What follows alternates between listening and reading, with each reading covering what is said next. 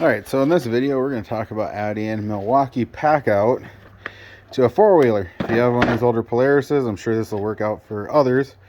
I kind of just test fitted on a 17850 the other day, and you can get the rear storage open. So this is a Milwaukee compact. It's just a bit set, but it'll do good for showing the size you kind of need. Now, as far as I know, Milwaukee still only sells the massive Packout plate that fits 3 of those. Well, that thing will take up this entire rack and then some, because the seat, if you have any rack extensions or anything, it's going to hang off. You almost have to trim this off. It's kind of a pain. However, doing a little searching on the internet, I found this company out of Montana.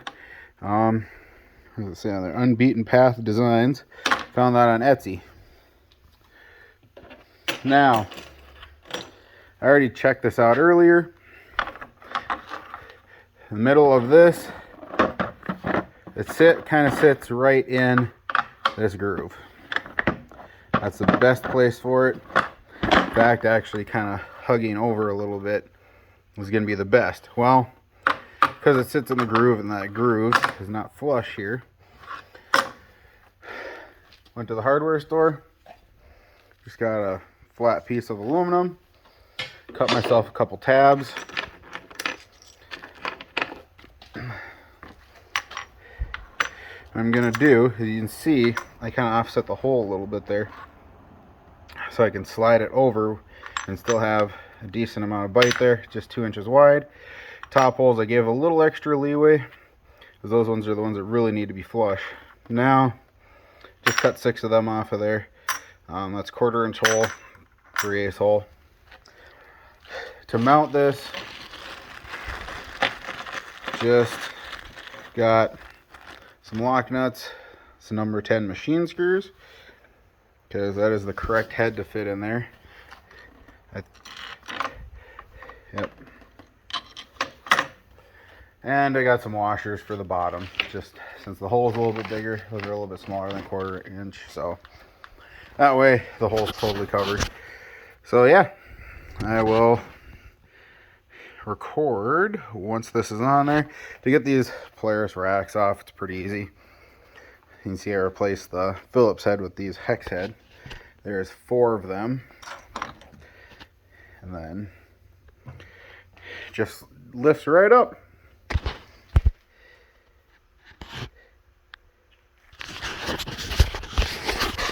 All right, so yeah, my phone was upside down. It's on there. It looks pretty good.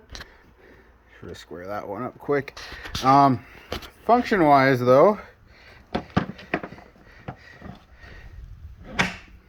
locks in. The only thing I don't like is, since those, you can see here, there's a little bit of a gap created by that. Now, it's kind of resting off to this side. I don't know if that's going to be a big deal or not. On something like this, it won't be. You know, this is my low-speed work machine. It's not going to be an issue on this. Now, I do plan on getting a compact Packout cooler.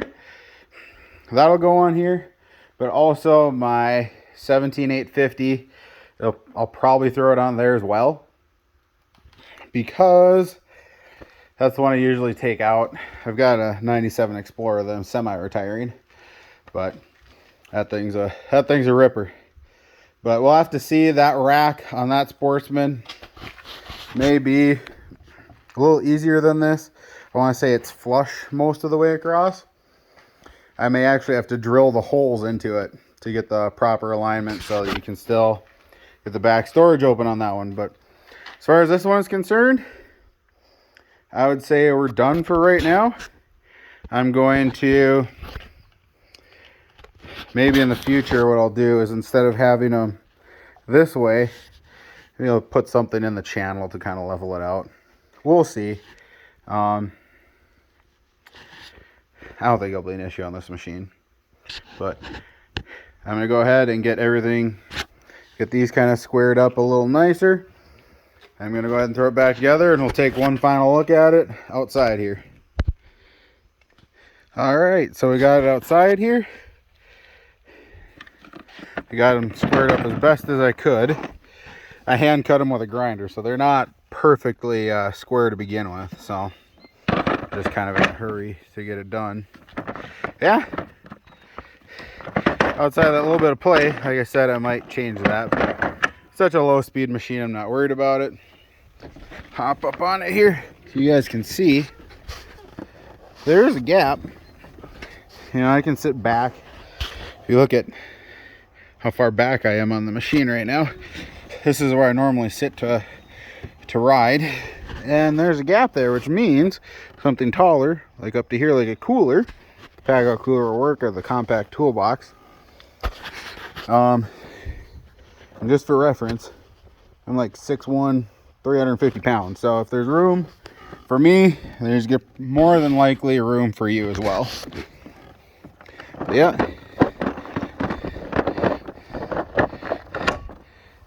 I think this will be pretty handy. I recently been kind of making this into the ultimate work machine. Got the Packout on that side. You could always do another Packout, but the Packout stuff's stackable. I'll keep that open if I want to strap something down. You can see I always keep bungee cords on these rack extenders because you never know. And it's just really handy. You can throw a chainsaw on there or whatever you want. Boxes. I frequently have to run parts out back. I've got this front compartment here. This is actually off of an ATP. If you get ATP brackets and you take off the front rack and the front bracket for these machines, you can put the ATP box on there. I know it's a way newer machine, same body style. ATP ran the old body style and the Sportsman switched over, say it was 03. So yeah, well worth it if you can find one. I paid like 200 bucks for the storage box. So yeah, I've got that on there. I've got the Packout on there, which will be extremely handy. I brush mow a lot. You guys can't see because of the sun. I brush mow about 2 to 3 acres, and it's slow going as I don't do it regularly because it takes so long to do. We have a big 4th of July party though, so I'll do it before then, just reduce the risk of fire. Plus, there's like an acre of trees there that I frequently am gathering firewood out of and cleaning up and stuff. I've got a lot of work to do in here later this summer, so I'll throw a cooler on here, chainsaw, and some bar and chain oil. Strap the little gas can to the back of here, and all nice, convenient one package. I don't have to be running out of the trees all the time to get a drink or fuel up or any of that other kind of stuff. So yeah, kind of making the ultimate work machine here. Just made it better by installing the Packout.